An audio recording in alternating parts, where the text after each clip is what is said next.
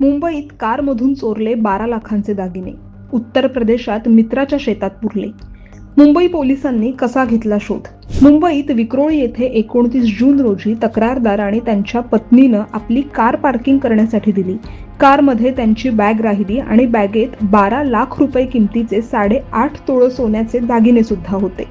दोघंही आपल्या घरी आले. दुसऱ्या दिवशी त्यांना आठवलं बॅग कारमध्येच राहिली.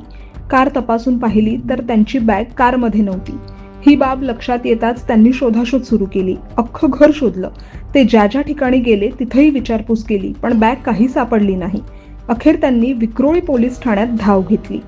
पोलीस ठाण्यात गुन्हा नोंद होताच तपासाला सुरुवात झाली.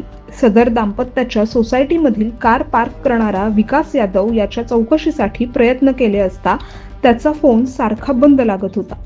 त्याच्याबद्दल कोणतीही ठोस माहिती सुद्धा उपलब्ध होत नव्हती. त्यामुळे पोलिसांचा संशय आणखी बळावला.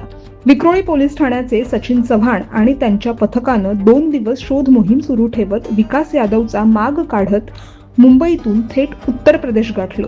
तिथल्या झाशी परिसरातून आरोपी विकास यादवला ताब्यात घेतलं.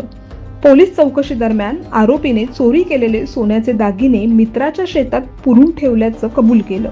त्या ठिकाणी पोलीस पथक पोहोचलं आणि दागिने हस्तगत केले. विशेष म्हणजे मुंबई पोलिसांनी हा सगळा तपास अवघ्या 72 तासात पूर्ण केला आणि दाम्पत्याला त्यांचे दागिने परत मिळवून दिले. पोलिसांच्या तत्परतेनं या प्रकरणाचा यशस्वी उलगडा झाला असला तरी आपल्या मौल्यवान वस्तूंची काळजी बाळगणं हे खूप महत्त्वाचं आहे. लोकमत मुंबईसाठी निधी पेडणेकरचा रिपोर्ट.